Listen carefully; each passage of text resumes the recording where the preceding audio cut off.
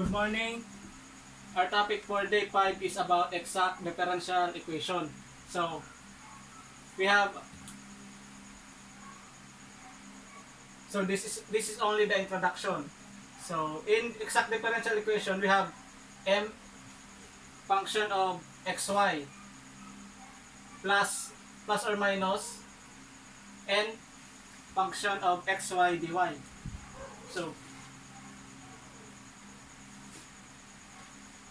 how will we know if the problem can be solved by exact differential equation?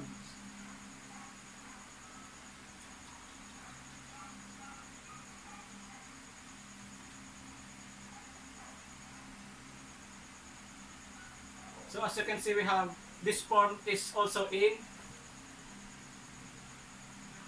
the form of homogeneous.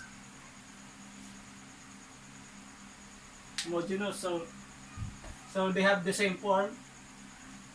In homogeneous,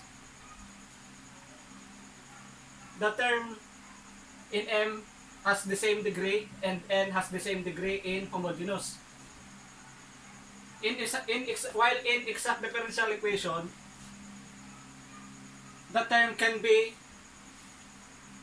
each term can be the same degree or not.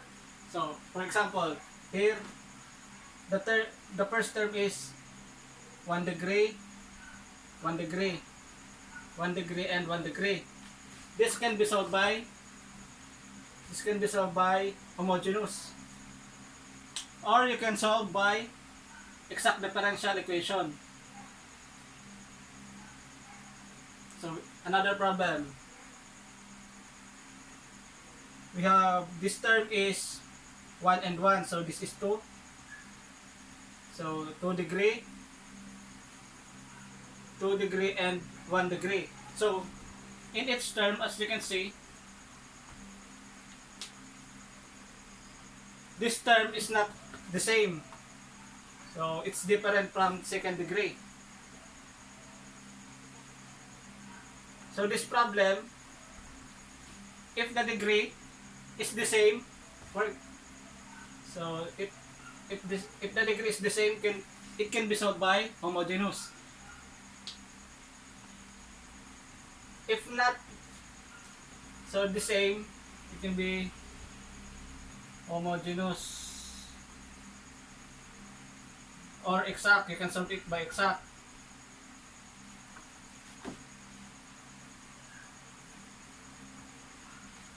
So different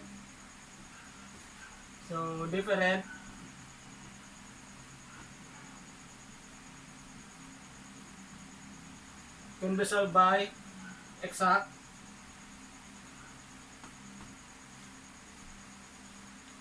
So take note of this. Same degree can be solved by homogeneous and exact. Different can only be solved by exact differential equation. So another example. So this is 2 degree.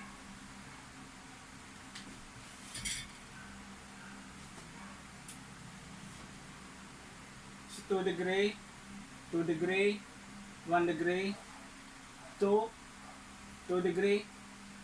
So as you can see, different degree. All the terms are in different degree.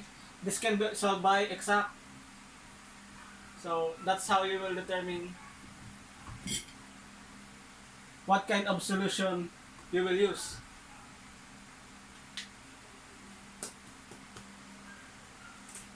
So this is 1 degree, 2 degree.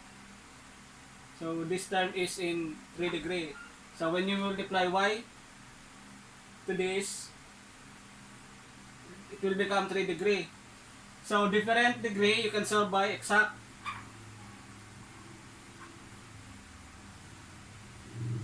So this problem number 5, we have 1 degree, 2 degree, 2 degree, and 2 degree.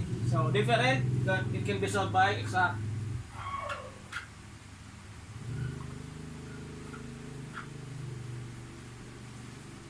But first, before you solve the exact, you need to solve for the you need to test the exactness of m and n. So you need to test the exactness before you solve for exact. So you will get the partial derivative of m over, so this is x, you will use partial derivative of y. So, and partial derivative of n, so this is y, you will use partial derivative of x.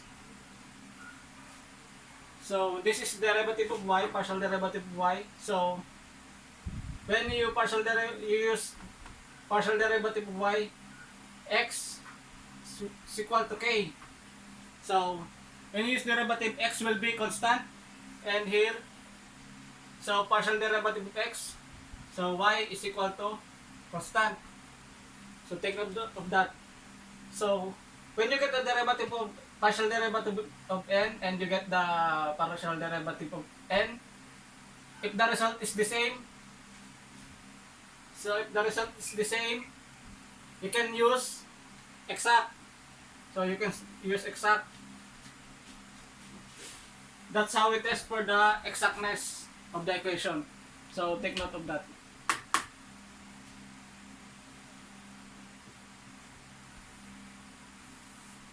So when you find out that it is exact,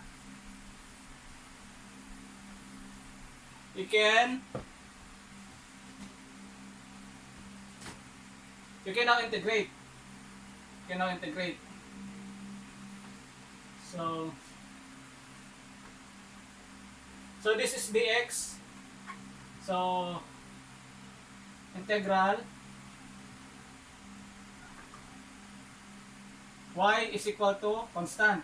So remember that when you integrate dx, y is equals to constant, and when you integrate n,